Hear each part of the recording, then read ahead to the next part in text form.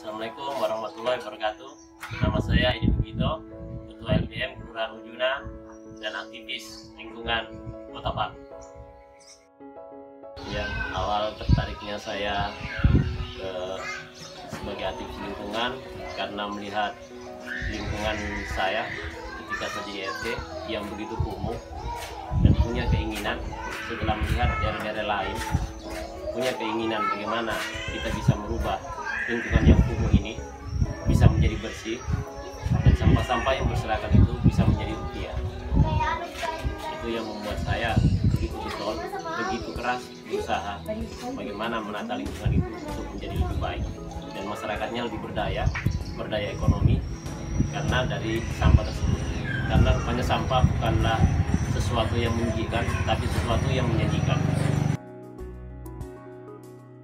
Ya, alhamdulillah setelah saya jadi ketua RT, saya dapat support dari warga dengan ide-ide yang menurut warga begitu masuk di akal.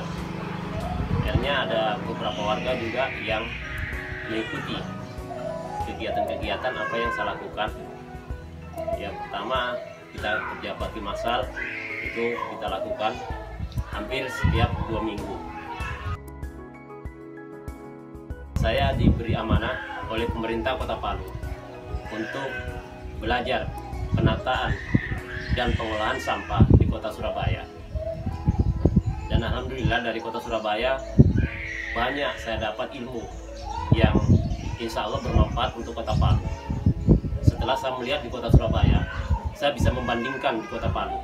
Rupanya banyak uang yang terbuang untuk di Kota Palu, termasuk sampah-sampah yang di Surabaya itu bisa menjadi rupiah, di Kota Palu hanya menjadi kotoran-kotoran yang menjadi biang kerok, banjir, penyumbatan di saluran-saluran drainase. Balik Bangda Kota Palu yang telah mengirim saya ke Surabaya untuk belajar bagaimana cara pengolahan sampah. Dan alhamdulillah di Surabaya saya dapat ketemu dan belajar langsung dari profesornya komposter. Dan alhamdulillah di Surabaya itu sangat bermanfaat. Dan inilah salah satu contoh komposter yang saya dapat belajar dari Surabaya. Dan insya Allah ke depan ini bisa akan menjadi berkembang lebih pesat lagi untuk pembuatan komposter ini. Dan alhamdulillah kemarin saya dapat support dari dana kelurahan untuk pengadaan komposter, yaitu sebanyak 25 buah. Dan alhamdulillah setelah saya posting ini banyak yang minat, termasuk lurah lain, ada komunitas lingkar hijau, ada orang yang peduli kebersihan dari BTN Tondo, dan sempat juga saya dapat pesanan dari Bank Sinarmas Luwuk. Dan insya Allah di tahun 2021 saya akan mengadakan pelatihan pembuatan komposter dan cara penggunaannya untuk 20 RW dan 7 RW di Kelurahan Ujuna. Dan saya berharap mungkin ada dinas-dinas terkait yang bisa mengutus mungkin utusannya untuk belajar. Karena jujur saya berhutang budi kepada pemerintah Kota Palu, karena dari pemerintah Kota Palu lah saya bisa belajar ini. Jadi saya berharap ke depan bukan cuma saya yang bisa membuat ini. Jadi saya berharap kita tidak perlu lagi belajar untuk keluar daerah yang membuat ongkos banyak. Ketika ada dinas yang sudah bisa, insya Allah nanti komposter ini bisa kita bikin di Kota Palu sendiri. Ya, alhamdulillah setelah saya pulang dari Surabaya, saya coba menerapkan ilmu-ilmu yang saya dapat, dan alhamdulillah sudah sedikit ada perubahan untuk Kelurahan Ujuna. Sudah sosialisasi tidak henti-hentinya saya jalankan di hampir setiap RT yang ada di Kelurahan Ujuna. Dan alhamdulillah kami sudah punya 7 unit Kaisar yang sudah kita bisa mengantisipasi volume sampah yang ada di Kelurahan Ujuna. Dan alhamdulillah anak-anak yang kita gunakan untuk mengangkat sampah itu anak-anak yang mau bekerja dan tidak punya pekerjaan.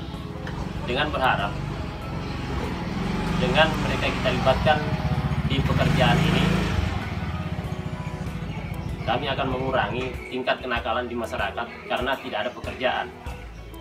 Dan dari iuran sampah ini, insya Allah ke depan petugas kebersihan sampah ini saya akan masukkan ke BPJS Tenaga Kerja. Dan alhamdulillah sudah ada 10 petugas kebersihan yang kemarin rencananya Pak Wali Kota yang menyamatkan seragamnya karena beliau ada kesibukan lain. Alhamdulillah Pak Camat Palu Barat dengan staf DLH dan Babinsa, Babin Kantikmas Kelurahan Ujuna telah menyamatkan seragam petugas kebersihan untuk Kelurahan Ujuna.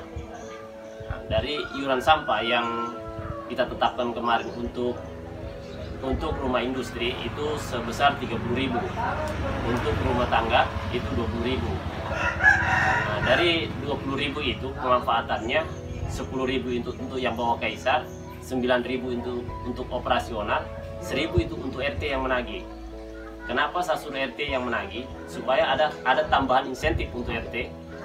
Ya, itu yang pertama. Yang kedua, supaya RT ini makin mengetahui keadaan warganya. Ketika tiap bulan RT menagih ke rumah warganya, secara otomatis RT mengetahui keadaan warganya, apa kekurangannya di rumahnya, mungkin ada yang tidak punya jamban, apa semua itu yang anu. Dan kedua, saya yakin ketika RT tiap bulan jalan ke rumah warganya, ini RT akan makin disayang oleh warganya karena ada rasa perhatian dari RT ke warganya. Untuk jalannya Kaisar ini sesuai laporan dari RT sudah hampir 500 kakak yang sudah tercover sampahnya yang diangkat oleh petugas-petugas kami di lapangan. Nah, inilah salah satu contoh kartu yang iuran sampahnya. Jadi kami tidak ada, setiap pungutan itu pasti ada laporannya. Jadi setiap iuran pasti ada laporannya dan ini dipegang oleh warga yang kita tagih sampahnya. Nah, jadi di sini untuk 20 RT itu pengadaan kartunya itu dari saya. Dari segala keluhan, kritik dan saran itu hanya tertuju kepada saya. Kenapa bukan ke lurah atau ke RT yang lain? Nah, ini saya hanya ingin memastikan semua itu berjalan dengan baik. Jadi semua keluhan, khawatirnya itu keluhan tidak sampai ke saya. Makanya dalam kartu ini segala keluhan dan kritik atau saran itu tertuju kepada saya, supaya antisipasi saya ketika ada keluhan itu cepat saya terrealisasi. Tanggapan warga sangat positif karena mereka tidak lagi merasa pusing kemana mereka buang sampah, dan mereka juga tidak terbebani dengan iuran yang menurut mereka ya tidak berat, hanya 20.000. Kalau dia hitung per harinya tidak sampai 700 rupiah. Nah, jadi itu menurut mereka sangat-sangat bermanfaat. Dan untuk petugas kami juga di lapangan itu merasa mereka sudah punya pekerjaan. Dan alhamdulillah kemarin untuk di lingkungan RW 2 ini Pak, itu petugasnya ada 2 orang dan 1 orang itu bisa menerima 1.075.000 satu bulan dengan jumlah kakak yang tercover di 4 RT.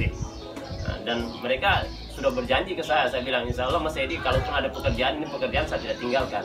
Hanya ingin bagaimana mereka itu yang kemarin mungkin karena tidak punya pekerjaan itu menjadi beban keluarga, menjadi beban tetangga. Istilahnya dengan pekerjaan ini yang dulu mereka hanya dipandang sebelah mata, sekarang mereka boleh dikata sudah bangga. Ya, yang kemarin punya anak tidak punya penghasilan, sekarang merasa bersyukur sekali. Bahkan ada kemarin saya punya petugas, ketika saya berikan honor pertama itu 1.075.000, dia menangis. Dia simpan 500.000-nya. Dia bilang ini untuk anak saya yang selama ini mereka tidak bisa dapatkan. Alhamdulillah itu Pak.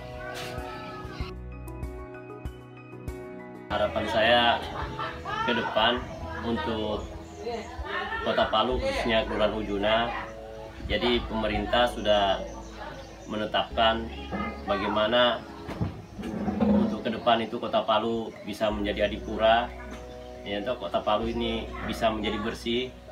Ya, saya berharap setiap rumah tangga itu sadar bagaimana itu kebersihan, karena dari kebersihan itu juga kita bisa mendapatkan kesehatan. Jadi saya berharap untuk Kelurahan Ujuna dan Kota Palu khususnya, saya berharap ke depan itu masyarakat makin sadar.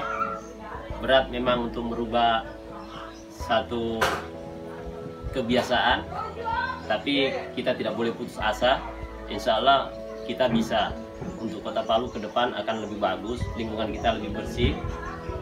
Dan saya sangat berterima kasih kepada pemerintah Kota Palu lagi, khususnya Balitbangda yang telah mengirim saya ke Surabaya untuk belajar bagaimana penataan lingkungan dan pengolahan sampah, sehingga saya bisa menjadi seperti begini, mendapat ilmu yang begitu banyak. Dan saya merasa berutang budi. Sudah berapa tahun saya berusaha untuk membuktikan bahwa pemerintah Kota Palu tidak sia-sia mengirim saya, dan saya berusaha dan saya berutang budi. Saya merasa berutang budi kalau saya sampai tidak bisa melaksanakan apa yang telah diamanatkan oleh pemerintah Kota Palu.